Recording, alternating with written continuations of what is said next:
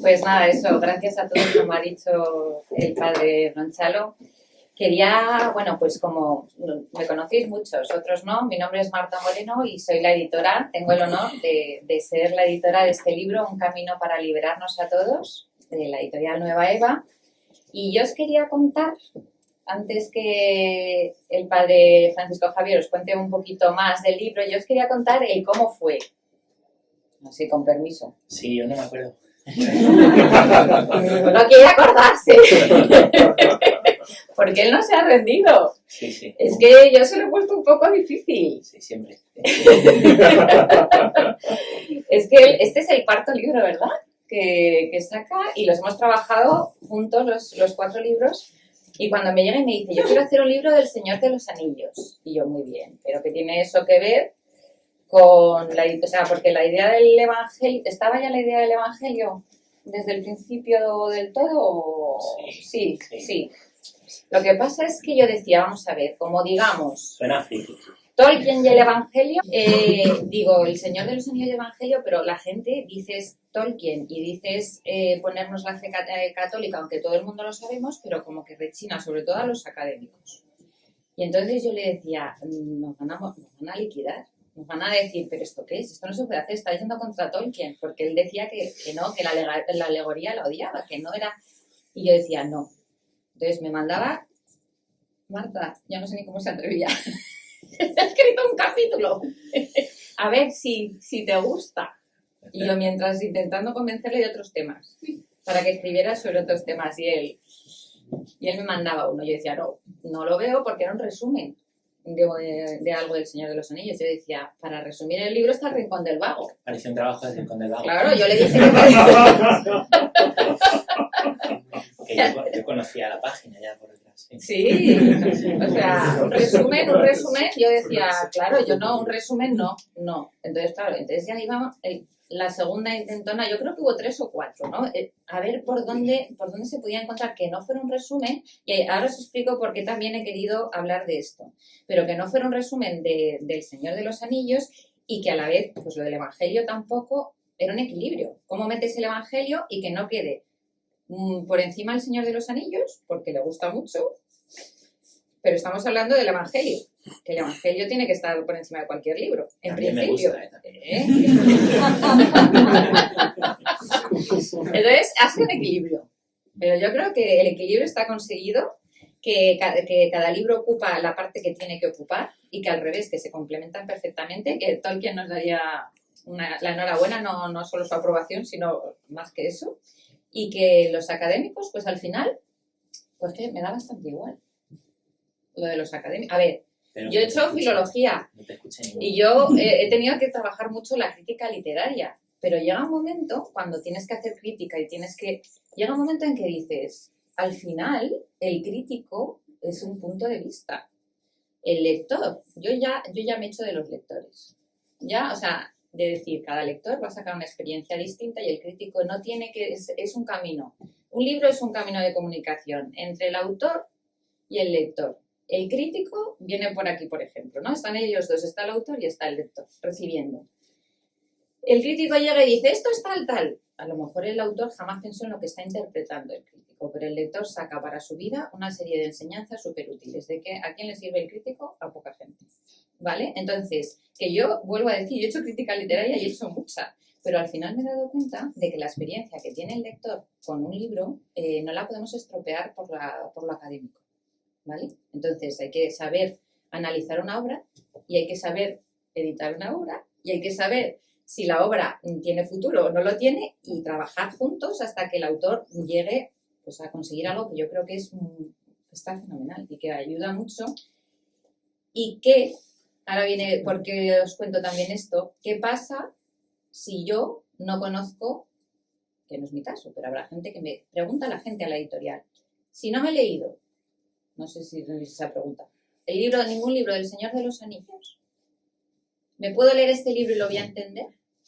Esta es la pregunta del millón. Pues eso os lo tengo que contar. Sí. Si he visto las películas, mejor que no haber leído nada. Y si no he visto las películas, no me he leído los libros y aún así lo voy a entender, sí. ¿Por qué?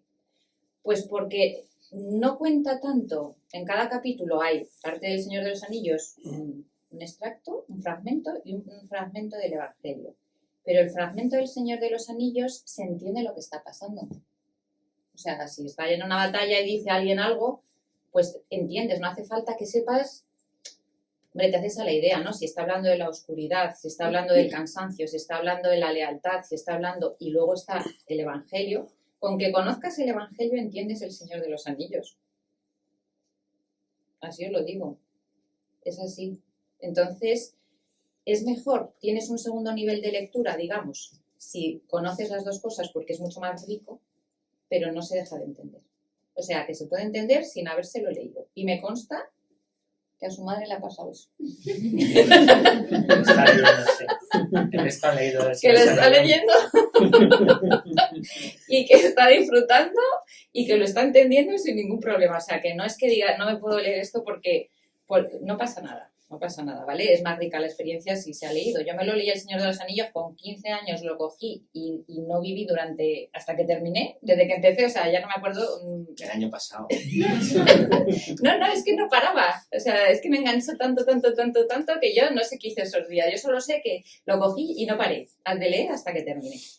Pero yo no me acuerdo. Yo he visto una película, estaba embarazada de mi hija, se movió muchísimo por todo el jaleo que había y dije, ya no veo más, porque era... Dije yo, la que le monta a la pobre criatura con todo el ruido del cine y todo, y dije, ya no veo más, esto es mucho estrés. Pero que me he enterado, o sea, y hace mucho tiempo que no me lo había leído. O sea, que yo creo que todo el mundo lo puede disfrutar. Y ahora quiero pedirle al padre Francisco Javier que nos cuente un poquito, pues eso, la parte suya, que es la más interesante. Yo he contado aquí cómo llegamos a sacarlo adelante, pero ahora tiene que contar por qué. ¿Por qué se le ocurrió y todo eso? Bueno, pues nada, muchas gracias a todos por venir aquí. Que la verdad que, como decía Marta, no sé si hace la presentación, sacar unas cervezas. Sí. Y con la musiquita que había y luego contigo. Sí. Vamos aquí tan a gusto. Y bueno, pues mi agradecimiento, ¿no? Para mí es un honor trabajar con nueva Eva, ¿no? Lo digo como lo pienso, lo digo de verdad, ¿no? Y por esto, pues, aunque le doy mucho la lata a Marta y cuando sale un libro yo le he mandado 1000 cosas que me ha dicho que no, pues, pues por eso, ¿no? Por esa paciencia y porque en Nueva Eva quieren sacar libros para ayudar a las personas a llegar a Dios, ¿no? Y esa vocación que tiene la editorial, pues muy agradecido. Y bueno, ¿de por qué el libro? Pues yo siempre he querido hacer algo de esto, la verdad. Siempre he querido hacer algo de esto, me gusta escribir y es algo que me ha servido para descansar. Sí, normalmente hacer un libro es un trabajo, esto es trabajoso. Pero como esto era leer el Evangelio, leer a Tolkien y escribir, y pues en un periodo de mucha actividad, a mí hacer este libro me ayudaba, ¿no? Me ha dado muchísima paz. El año pasado estuvimos presentando en Valdemoro, algunos estabais, ¿no? El libro del noviazgo, El amor no se acaba, y alguien me levantó la mano en las preguntas, me dijo que hiciera un libro de noviazgo, pero no me acuerdo de qué era, como antes del noviazgo, ¿qué pasa? Para ayudar a los jóvenes.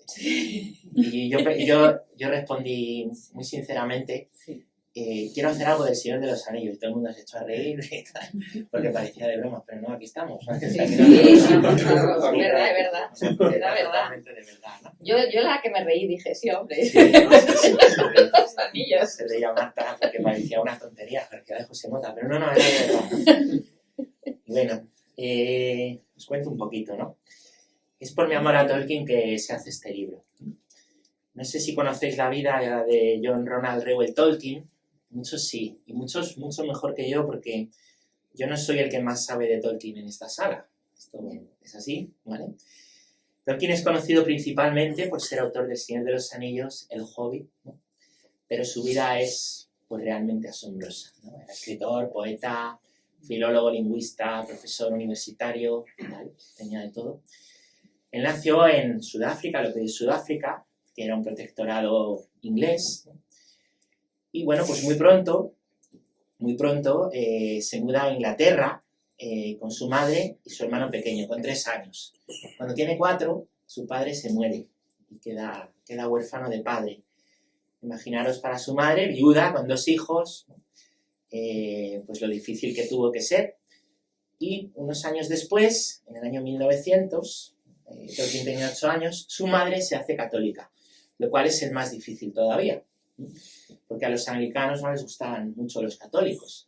Y le siguen sin gustar. Sí. Yo digo, lo voy a decir en pasada posta para no generar problemas. Pero claro, imaginaros una mujer viuda con 2 hijos, de repente se hace católica. ¿Qué dice la familia de esta mujer? Ahí te las apañas. ¿Qué dice la familia del marido difunto? Ahí te las apañas. Pero ella, por amor a Dios, por la fe, esta mujer, pues dijo, pues no, voy a dejar de ser católica, ¿no? Y bueno, pues ¿qué sucede después? Sucede que unos años después, 4 años después, Mabel se muere. Tolkien tenía 12 años y es huérfano de padre y es huérfano de madre. Se va a vivir con una tía. La madre, antes de morir, había designado un tutor legal pues para sus hijos, que es un sacerdote español, que se llama, como yo, Francisco Javier Morgan. El apellido ya no. El sacerdote Morgan Osborne, del oratorio de ahí de Birmingham, ¿vale? Que se da cuenta, pues unos años después, que los chicos no están bien ahí con su tía, les busca alojamiento en una casa donde hay una chica más mayor, 3 años más mayor que Tolkien, que se llama Edith, terminará siendo su mujer. Pero Tolkien es muy bueno, y el padre Morgan es muy bueno. En este caso un cura es muy bueno. Y el padre Morgan, como le dice, oye, espérate, ella es anglicana, eres muy joven, espérate. Y está unos años, ¿vale? Está 3 años hasta que cumple los 21, ¿no? sin ir con esta chica, con Edith, ¿no? Con Edith. Se comprometen, ven que va a estallar la guerra, ellos se comprometen. Y bueno, se comprometen cuando estaba cerca de estallar la guerra, ¿no? Y un poquito antes de irse él a la guerra... La primera, ¿no? La Primera Guerra Mundial, sí, la primera, o la segunda. Ya la tercera, pues ya veremos, pues... Sí. A la edad de 24 años, una edad muy buena para casarse, ¿verdad? A la edad de 24 años se casa y le mandan a la guerra, donde está unos meses en Francia, vuelve enfermo de lo que llaman la fiebre de las trincheras, ¿no? Y bueno, eso es un poco la historia, ¿no? Primera de Tolkien, que siempre profesó la fe católica, le ayudó mucho este sacerdote, y siempre procuró que esta fe además fuera conocida y reconocida, ¿no? Hay 3 cosas muy marcadas, ¿vale? Yo creo, en la vida de Tolkien, 3 claves, ¿vale? Primero es esta, la fe, que tuvo que defender fuertemente, porque es difícil el contexto inglés.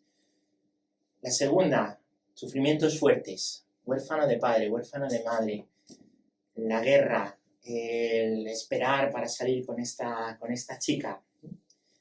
Y esa sería la tercera, un gran amor a su mujer y a su familia. Después vendrían 4 hijos, ¿vale? 4 hijos.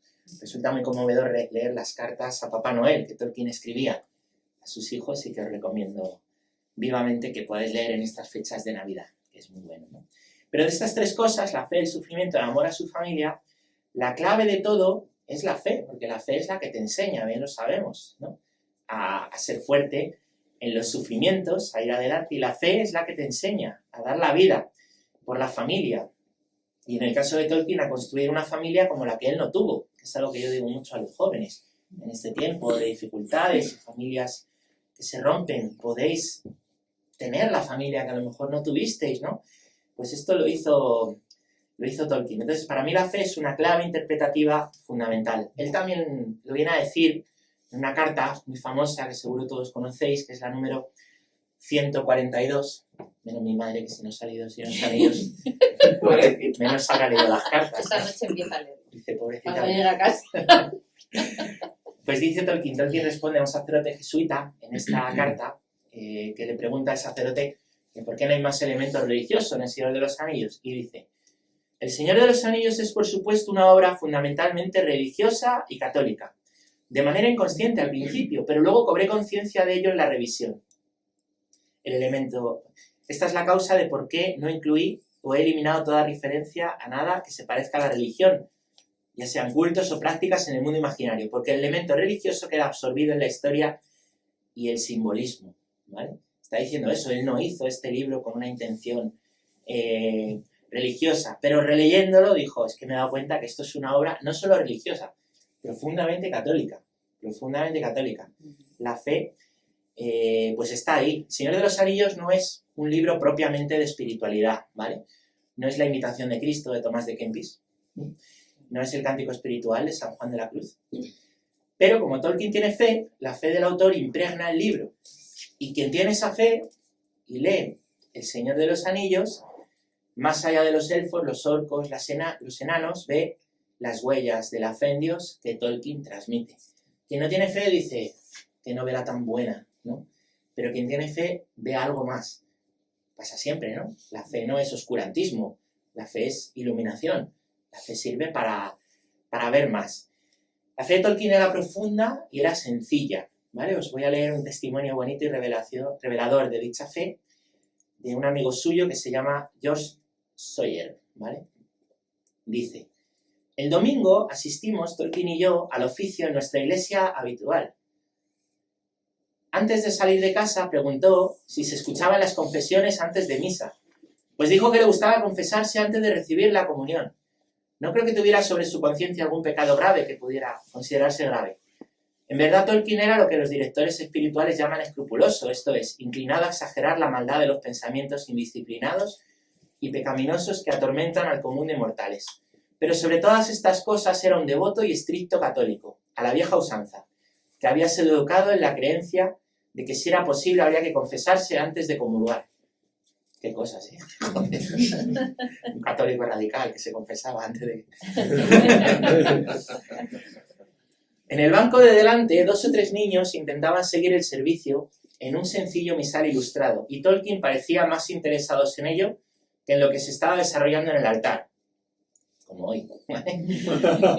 Se inclinaba para ayudarles, y cuando salimos de la iglesia advertimos que no estaba con nosotros. Volví adentro y lo encontré arrodillado frente al altar de Nuestra Señora con los niños y su madre, en animada charla, y creo que contando historias de Nuestra Señora, la Virgen.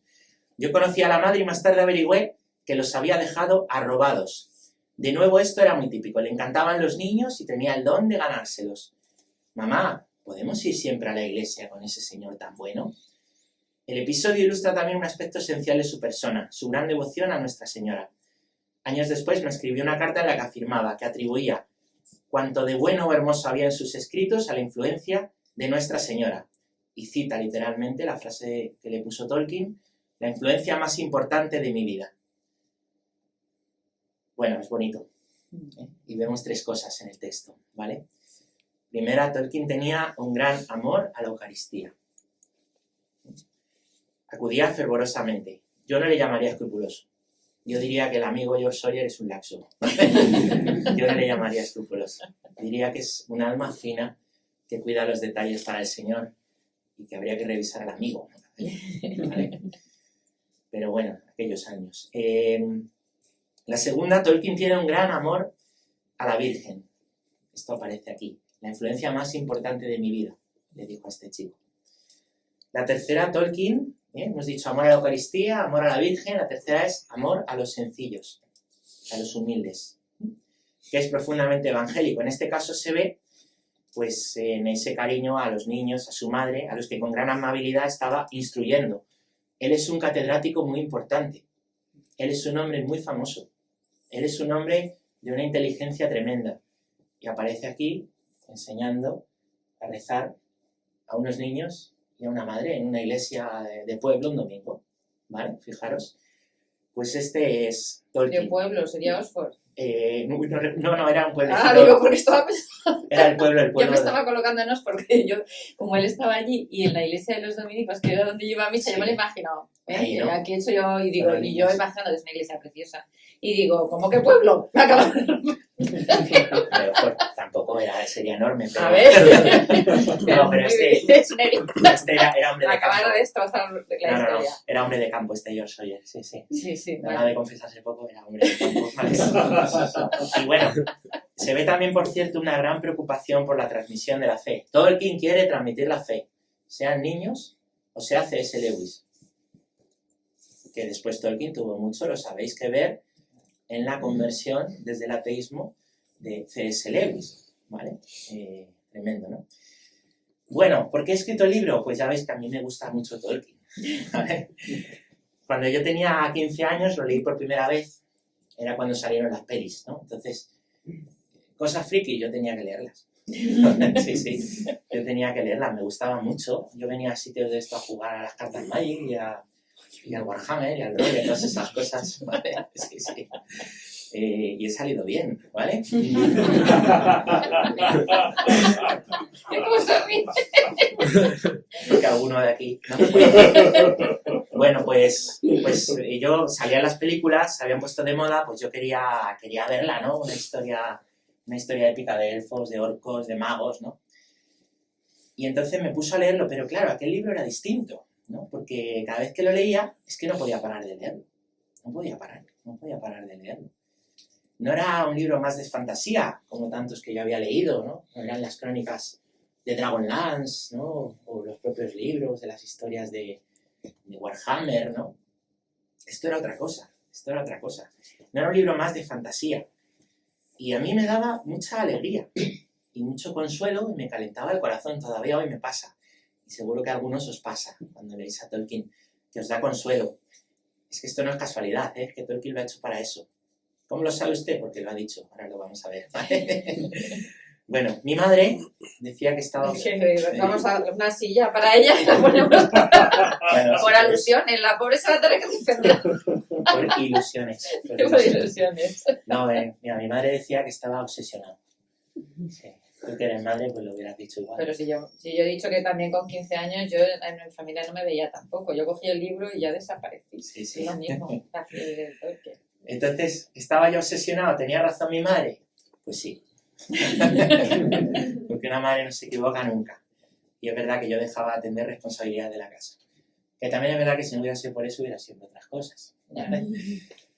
Pero estoy convencido de que El Señor de los Anillos, hoy viéndolo con el tiempo, no me alejaba, no me evadía de la realidad, sino que me estaba enseñando cuál era la auténtica realidad. Esto lo he visto con los años. ¿Cuál era la auténtica realidad?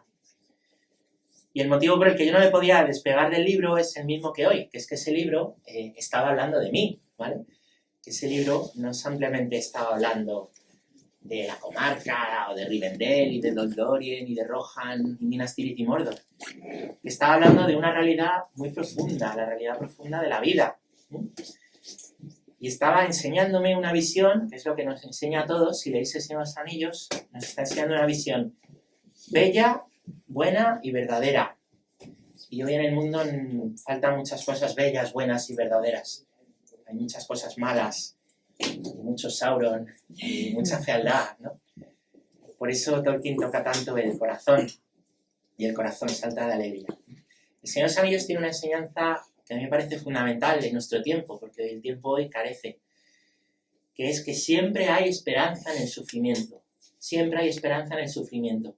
No esperanza humana, hay una esperanza que es humana, ¿vale? Pues que es que, hombre, yo espero que Marta me apruebe el capítulo del libro que le he mandado, por ejemplo. Claro. Entonces me esfuerzo mucho y al final lo hace. Depende. Se puede 20 veces. O espero encontrar un trabajo. Pues bueno, me esfuerzo, aprobar un examen, pero la esperanza de Tolkien es sobrenatural, se parece más a la esperanza cristiana. La esperanza cristiana es que cuando todo está perdido, siempre hay esperanza. Esto es la esperanza cristiana. Lo que Tolkien llama a este tipo de esperanza, este giro de guión, cuando todo está perdido, las cosas de repente van adelante, lo llama eucatástrofe. Y habla de la gran eucatástrofe del cristianismo, que es la resurrección. Los libros de Tolkien están llenos de catástrofes, de buenas catástrofes, ¿no? Están llenos de giros donde todo está perdido y de repente hay algo que un cristiano llamaría gracia, que cambia la situación, cambia todo y de repente empieza el gozo, la alegría, las fiestas y las canciones. Y como decía, ese gozo no es casualidad, ¿eh? Y esa catástrofe y esa esperanza no es casualidad. Tolkien tiene un ensayo que os animo a leer a los que ya hayáis leído un poco, que se llama Sobre los cuentos de hadas, que dice que la literatura fantástica tiene una triple finalidad. Por un lado, renovación, que nos renovemos interiormente. Por otro lado, evasión, pero no de huida, sino de poder calmar un poco los problemas, ¿no? No huir. Y por el tercero, la buena literatura fantástica da consuelo ante los sufrimientos de la vida. Tolkien dice en este ensayo así, que cuando se dan estas tres cosas, la literatura fantástica es buena, cuando hay renovación, evasión y consuelo.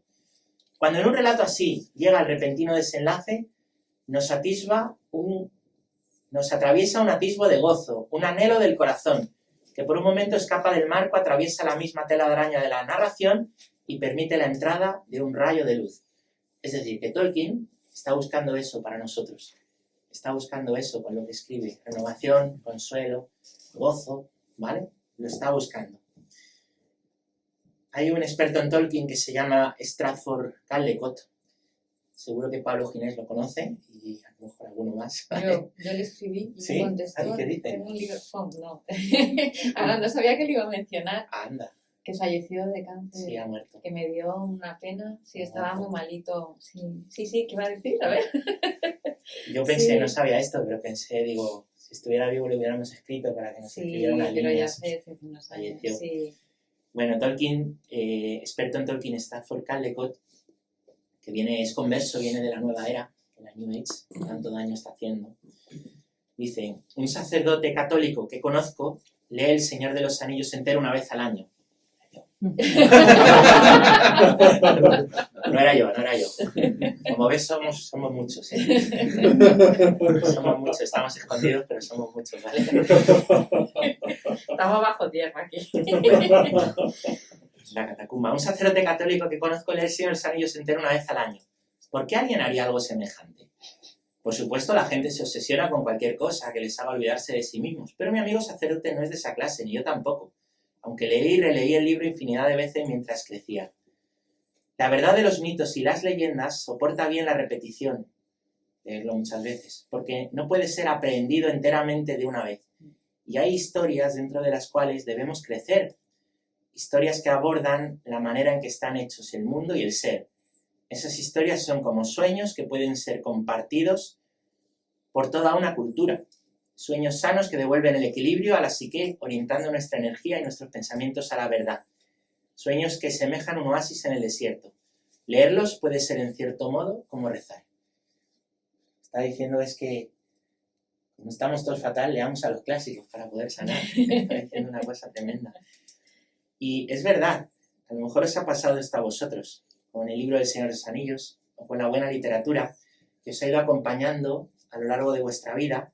Cada vez que lo leéis descubrís algo, pues porque vais madurando y vais entendiendo con mayor profundidad lo que está escrito en ese libro. Tolkien tiene un gran conocimiento de la vida y del corazón humano. Las sagas de fantasía, muchas de las cuales os he citado antes, pues muchas de ellas van a acabar olvidadas, descatalogadas, si no lo están ya, ¿vale? Sin embargo, El Señor de los Anillos es un clásico y lo será y perdurará, porque no habla de elfos, orcos y magos, habla del corazón de la persona y eso no cambia con los tiempos, ¿vale? Eso no cambia y necesita ser tocado y sanado y a eso nos ayuda la lectura del Señor de los Anillos.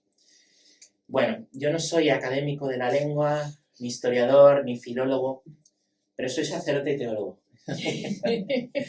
Sacamos pecho, ¿no?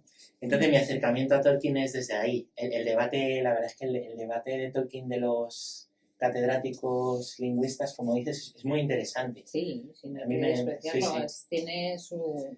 Pero yo no podría meterme ahí, me darían palos por todos lados. Yo no podría hacerlo.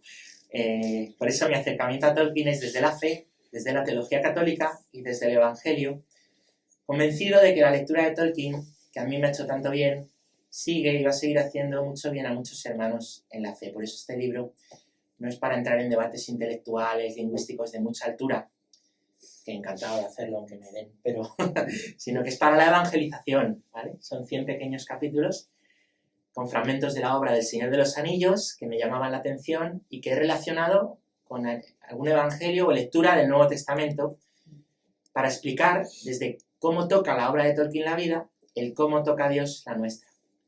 ¿Vale? Eso se trata.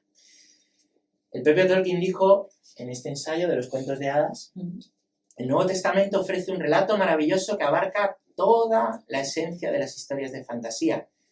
Y entre esas maravillas está la mayor y más completa eucatástrofe que pueda concebirse. Lo que os decía, el nacimiento de Cristo es la eucatástrofe de la historia del hombre.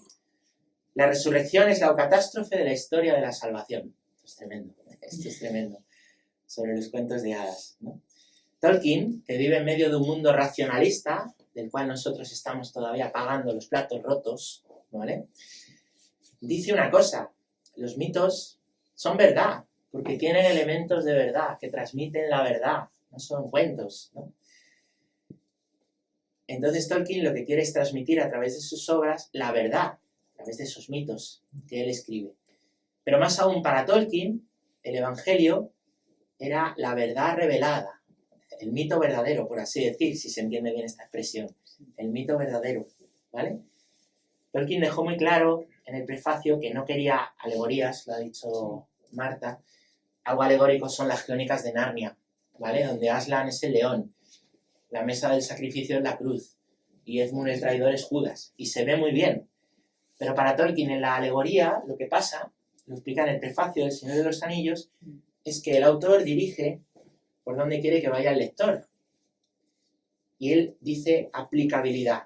Él presenta las verdades, las cuenta, y lo que quiere es que tú, que eres el lector, eso te vaya llevando. No quiere llevarte, sino que la verdad te lleve. Y esto habla mucho de su honestidad. Habla mucho de su honestidad. La Crónica de Narnia es un buen libro también, ¿eh? Bueno. Yo aquí pues, sí que, no sí. sé si a lo mejor lo iba a explicar, Dilo. para que quieran entender, o sea, puedan entender lo que quiere decir.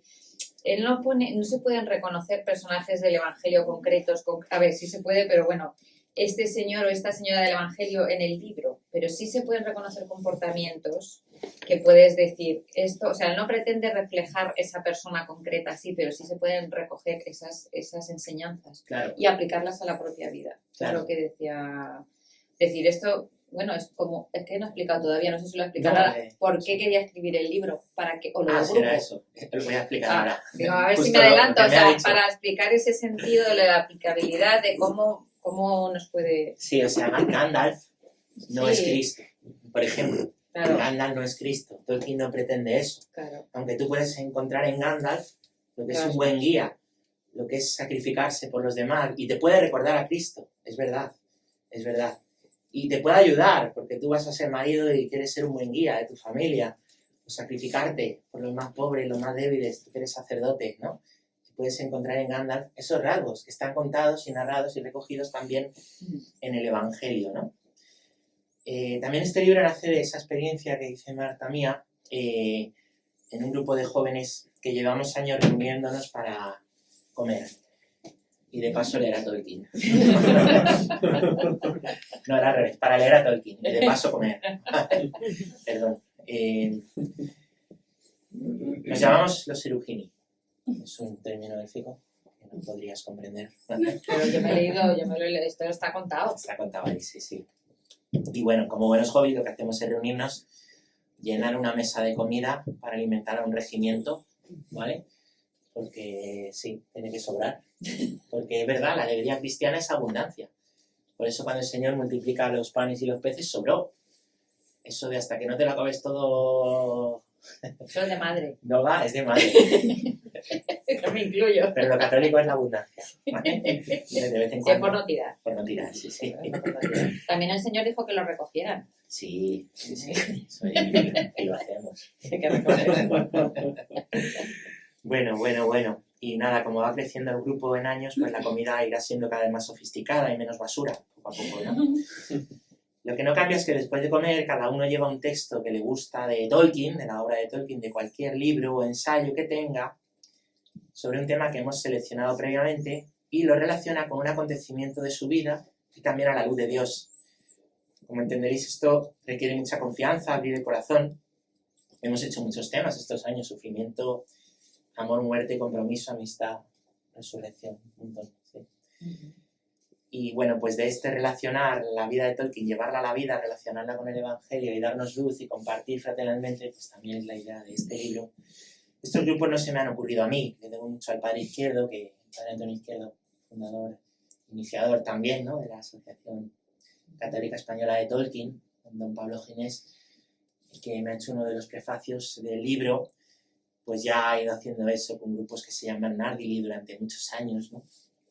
Y es una cosa muy buena. Bueno, ¿por qué el libro entonces? Llevo media hora. Más de media hora. 2 minutos, se voy a explicar.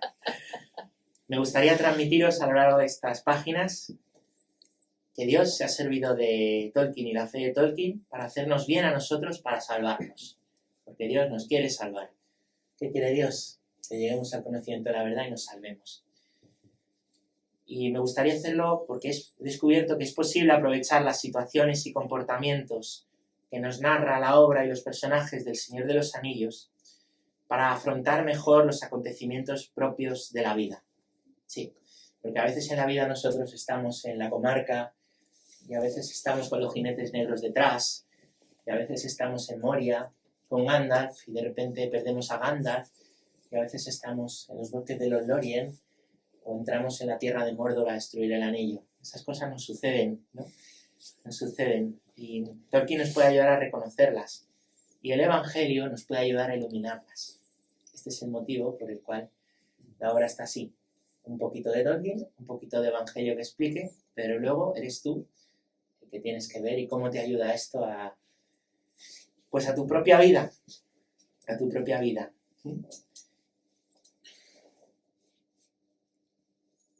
Y ante esas situaciones de la vida que podemos reconocer leyendo El Señor de los Anillos, con el libro lo que me gustaría expresar y mostraros es que, igual que hay un anillo para atraerlos a todos a las tinieblas, hay un camino para liberarlos a todos, para salvarlos, un camino de salvación que el Señor Jesús ha venido a mostrarnos, ha venido a abrirnos, para que los que somos pobres, los que somos ciegos, los que somos cojos, los que no podemos con la vida, no podemos, pues tengamos la esperanza de que el Señor nos quiere salvar. Es una senda que es estrecha, dice el Señor en el Evangelio, esforzaos por ir por la senda estrecha, que entra en una puerta que también es estrecha, tan estrecha como una cruz. Sin embargo, es una senda muy clara, muy nítida, y que da un gran gozo y una gran alegría a quien transita por ella. Y una senda por la que nosotros no vamos solos, porque el Señor siempre va con nosotros. Dios está contigo, no tengas miedo. A veces va por delante, a veces va por detrás, a veces va a tu lado, pero siempre está. Él nos quiere salvar y se sirve de los acontecimientos de nuestra vida para bien. Tener fe es madurar esto. Los cristianos no creemos en el karma. El karma que hoy se presenta como novedad es algo más viejo que toser. Sí. Es verdad, porque los antiguos, igual que hoy los paganos, piensan que si hacen cosas buenas les va a ir bien y si hacen cosas malas es que les va a ir mal. Eso es muy viejo y de eso, esclavitud, porque esto lleva a la esclavitud y a la desesperación, porque gente buena le empieza a ir mal, nos ha librado el cristianismo. El cristianismo nos ha enseñado que al que es bueno, y a lo mejor tú no lo eres, pero no hay nadie más bueno que Cristo, le pasan cosas malas. No hay mayor injusticia que haber matado a Dios. Lo que dijo Nietzsche, ya lo hicieron 20 siglos antes, noticia fresca, la de Nietzsche. ¿No? Dios ha muerto, pues sí, ya lo sabíamos, el primer Viernes Santo de la historia, ¿vale? Pero lo que nos enseña eso es que ante la injusticia de nuestra vida siempre hay esperanza, porque la última palabra sobre la historia del mundo y sobre la historia tuya que sufres, pues la tiene Jesucristo, la tiene el Señor que te quiere salvar. Que la catástrofe de la cabra Tolkien es totalmente verdad. Es cierta, como dice Benedicto XVI, el cristianismo no es una moral, no es un conjunto de reglas, es el encuentro con una persona que está viva, que ha muerto y resucitado. Es un acontecimiento histórico. Cristo quiere ayudarnos y quiere salvarnos, hermanos. Y ojalá que la lectura de este libro, como la lectura de Tolkien, o como la lectura del Evangelio, os ayuden tanto como a mí me han ayudado todos estos años y seguro que seguirá pasando. Muchas gracias a todos.